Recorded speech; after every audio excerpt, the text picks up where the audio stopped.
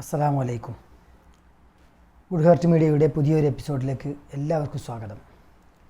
എന്തുകൊണ്ടാണ് യൂട്യൂബിൽ വീഡിയോ ഇടാൻ പല ആളുകൾക്കും കഴിയാതെ പോകുന്നത് എന്നുള്ളതാണ് ഇന്ന് ഞാൻ നിങ്ങളോട് സംസാരിക്കുന്നത്. ഞാൻ ഒരു പുതിയ യൂട്യൂബറാണ്. ഞാൻ യൂട്യൂബ് വീഡിയോ തുടങ്ങുമ്പോൾ തന്നെ എനിക്കൊരുപാട് പ്രതിസന്ധികൾ വന്നിരുന്നു. അതിൽ നിന്നും അനുഭവത്തിൻ്റെ അടിസ്ഥാനത്തിലാണ് നിങ്ങളുമായി ഞാൻ ഈ വീഡിയോ പങ്കുവെക്കുന്നത്.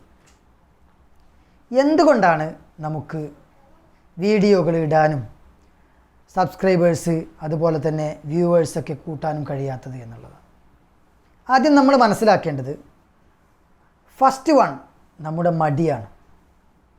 ഞാൻ വീഡിയോ ഇട്ടാൽ അത് എങ്ങനെയാണ്, നന്നാവുമോ, അത് കറുത്തിരുണ്ടിട്ടായിരിക്കും, ആരെങ്കിലും ശ്രദ്ധിക്കുമോ, ഇതല്ലെങ്കിൽ എൻ്റെ സുഹൃത്തുക്കൾക്ക് വിട്ടിട്ട് ഇത് എന്നാവാനാണ്, ഇത്തരത്തിലുള്ള പല സംശയങ്ങളുമാണ് നമ്മളെ വീഡിയോ ഇടുന്നതിൽ നിന്ന് മടുപ്പിക്കുന്നത്. ഞാൻ ആദ്യമേ ഒരു കാര്യം പറയട്ടെ, നിങ്ങൾ യൂട്യൂബിൽ ശ്രദ്ധിക്കുക. യൂട്യൂബിൽ ഏറ്റവും ടോപ്പ് ഹിറ്റായ ഒരു 10-15 ആളുകളുടെ ഫസ്റ്റ് വീഡിയോസുകൾ നിങ്ങൾ പോയിട്ടൊന്ന് തിരയുക. എല്ലാ ആളുകളും നമ്മളെക്കാൾ വളരെ മോശമായിട്ടാണ് വീഡിയോകൾ ഇട്ട് തുടങ്ങിയിട്ടുള്ളത്. അതുകൊണ്ട് തന്നെ അവരുടെ വീഡിയോകളൊക്കെ കുറേ കഴിയുമ്പോഴാണ് അതിങ്ങനെ വിജയിച്ച് വരുന്നത്. ആയതുകൊണ്ട് തന്നെ നമ്മൾക്ക് ആദ്യം മടി മാറ്റുക. നമുക്ക് കഴിവുള്ളവരാണെങ്കിൽ നമ്മുടെ കഴിവിനെയാണ് നമ്മൾ വീഡിയോകളായിട്ട് കൊണ്ടിടുന്നത്. നേരെ മറിച്ച് ഒരാൾക്ക് കഴിവില്ലാത്ത ഒരാളാണ്, അയാൾ എന്ത് ചെയ്യും? അയാളുടെ ആ കഴിവില്ലായ്മയാണ് അയാൾ വീഡിയോ ആക്കേണ്ടത്. അപ്പോൾ നമുക്ക് എന്താണോ കഴിവിനെ വീഡിയോ ആക്കുക, കഴിവില്ലായ്മ ഉള്ള ആൾ ആ കഴിവില്ലായ്മയെ വീഡിയോ ആക്കുക. ഇതിന് ചിലപ്പം സാങ്കേതിക തടസ്സങ്ങളുണ്ടാവാം, ചിലപ്പോൾ അദ്ദേഹത്തിന് ക്യാമറ ഉണ്ടാവില്ല, നല്ല ഫോൺ ഉണ്ടാവില്ല, ചിലപ്പം ഇംഗ്ലീഷിൽ വേണ്ട പോലെ പ്രാവീണ്യം ഉണ്ടാവില്ല, എന്തൊക്കെയാണ് ഇത് ചെയ്യേണ്ടത് എന്ന് അറിയില്ല. ഇങ്ങനെ പല പ്രതിസന്ധികളും പല ആളുകളിലും വ്യത്യസ്തമായിരിക്കും.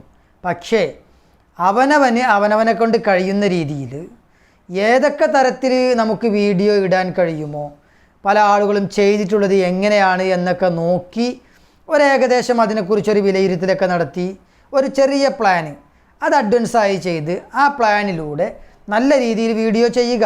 എന്നിട്ട് അത് നമ്മൾ പൊതുജനങ്ങൾക്ക് അവരുടെ സമക്ഷത്തിലേക്ക് അത് സമർപ്പിക്കുക. വിജയിക്കുകയോ, വിജയത്തെ നമ്മൾ തേടി പോകരുത്, വിജയം നമ്മളെ തേടി വരണം. ആ രീതിയിലേക്ക് നമ്മൾ തുടങ്ങുക. ഒരു മടിയും കൂടണ്ട. എത്ര വലിയ കൊമ്പനായ യൂട്യൂബർ ആണെങ്കിലും അദ്ദേഹവും വളരെ താഴ്ന്ന നിലയിൽ നിന്ന് മുട്ടുകുത്തി തന്നെയാണ് ഉയർന്നു വന്നിട്ടുള്ളത് എന്നുള്ള ബോധം നമുക്കുണ്ടാവുക.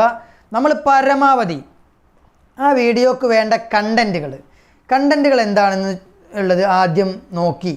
പല ആളുകളുമുണ്ട് സമൂഹത്തിന് നല്ലതല്ലാത്ത രീതിയിലുള്ള പല വീഡിയോകളും കൊണ്ടുവന്ന് ഇട്ടുകൊണ്ട് വിജയിപ്പിക്കാൻ ശ്രമിക്കുന്നവരുണ്ട്. ഞാൻ എൻ്റെ ഒരു കാഴ്ചപ്പാടിൽ പറഞ്ഞു കഴിഞ്ഞാൽ അത്തരത്തിലേക്ക് നമ്മൾ പോകേണ്ട ഒരാവശ്യവുമില്ല. കാരണം നമുക്ക് വിജയിക്കണമെങ്കിൽ നമ്മൾ സമൂഹത്തിന് നന്മയുള്ളത്, സമൂഹത്തിന് നല്ല സന്ദേശങ്ങൾ നൽകുന്നതായ ഒരുപാട് വീഡിയോകൾ ചെയ്താൽ തന്നെ നമ്മൾ വിജയിക്കും. മറ്റുള്ളത് ചെയ്യുന്നതിനേക്കാൾ കൂടുതൽ നല്ലത് ചെയ്താലാണ് വിജയിക്കുക എന്നുള്ള കൺസെപ്റ്റാണ് എനിക്കുള്ളത്. നമ്മൾ അതിൽ തന്നെ മുന്നോട്ട് പോവുക. വിജയം നമ്മളെ തേടി വരും, ഇന്നല്ലെങ്കിൽ നാളെ വരും എന്ന ഒരു ശുഭവിശ്വാസത്തോടു കൂടെ നമ്മൾ എന്ത് ചെയ്യുക, ഓരോ വീഡിയോ ചെയ്യുമ്പോഴും കണ്ടൻറ്റുകൾ നല്ലത് പെറുക്കിയെടുക്കാൻ വേണ്ടി നമ്മൾ ശ്രദ്ധിക്കുകയും അതുപോലെ തന്നെ വീഡിയോ മറ്റുള്ളവരിലേക്ക് നമ്മൾ പകർന്നു കൊടുക്കുമ്പോൾ അവർ എന്തൊക്കെ നമുക്ക് കമൻറ്റ് ചെയ്താലും ആ കമൻറ്റുകൾക്ക് ചിലപ്പോൾ മോശം കമൻറ്റുകൾ വന്നേക്കാം. നമ്മൾ ആ മോശം കമൻറ്റ് വന്ന ആളോട് നല്ല രീതിയിൽ നല്ലൊരു കമൻറ്റ് നൽകി അവരെ സമാശ്വസിപ്പിച്ചുകൊണ്ട് ഇനി അടുത്ത വീഡിയോയിൽ ഞാൻ ശരിയാക്കാം. ചില ആളുകൾ പറയും വെളിച്ചമില്ല, ആയിക്കോട്ടെ, എൻ്റെ വീഡിയോക്ക് വെളിച്ചമില്ലെങ്കിൽ ഇൻഷാ അല്ലാഹ് അടുത്ത വീഡിയോയിൽ ഞാൻ വെളിച്ചമുണ്ടാക്കാൻ ശ്രദ്ധിക്കാം എന്ന് പറയുക. ചിലപ്പോൾ നിങ്ങൾ സാമ്പത്തികപരമായിട്ട് അതിന് കഴിവില്ലാത്ത ആളായിരിക്കും. നിങ്ങൾ ഭയപ്പെടരുത്, കുറച്ചുകൂടി കഴിയട്ടെ.